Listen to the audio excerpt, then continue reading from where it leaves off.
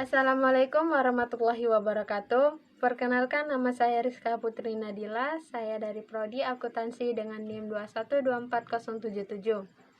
Di sini saya akan menjawab pertanyaan ujian tengah semester dengan mata kuliah Pendidikan Pancasila dengan dosen pengampu Bapak Rian Prayogi, MPD.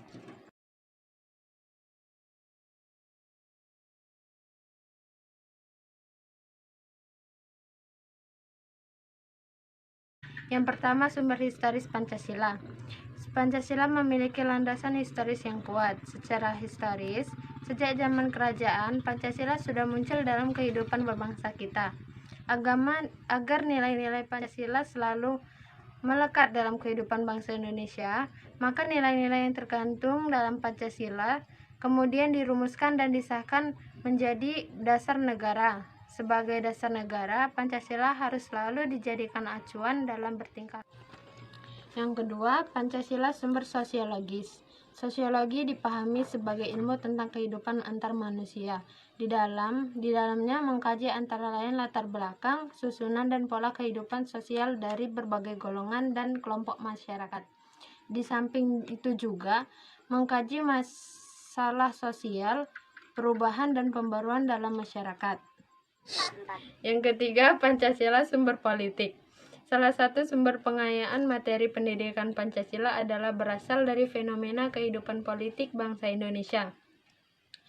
Pola pikir untuk membangun kehidupan berpolitik yang murni dan jernih, mudah dilakukan sesuai dengan kelima sila yang mana dalam berpolitik harus bertumpu pada ketuhanan yang Maha Esa, kemanusiaan yang adil dan beradab, persatuan Indonesia, keadilan rakyat yang dipimpin oleh hikmat kebijaksanaan dalam permusyawaratan perwakilan.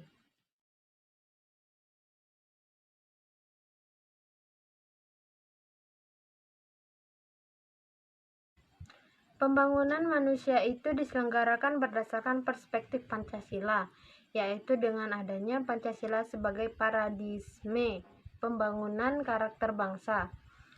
Di sini maksudnya, pembangunan pada hakikatnya merupakan suatu realisasi program untuk mencapai tujuan bangsa yang bersumber dari nilai-nilai Pancasila.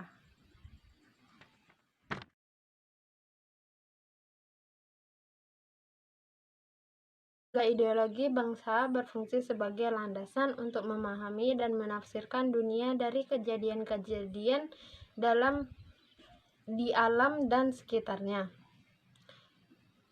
Dari sini dapat dijelaskan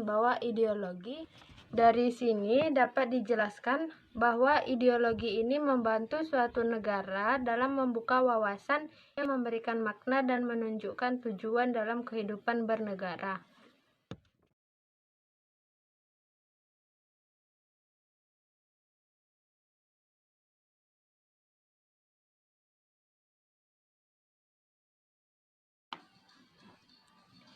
Yang pertama yaitu pemahaman dan penghayatan nilai-nilai Pancasila sebagai ideologi bangsa di kalangan mahasiswa, yaitu dengan mempelajari tentang pendidikan Pancasila.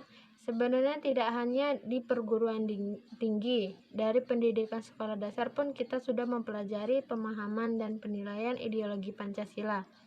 Dengan itu berarti mahasiswa sudah bisa menerapkan nilai-nilai Pancasila dalam kehidupan sehari-hari. Misalnya, saling menghormati antar umat beragama.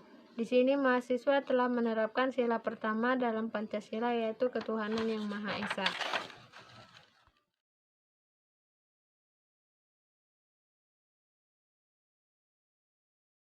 Pancasila sebagai dasar negara. Dengan kata lain, Pancasila digunakan sebagai dasar untuk penyelenggaraan aparatur negara yang sesuai dengan bunyi dan isi yang tercantum dalam pembukaan Undang-Undang Dasar 1945.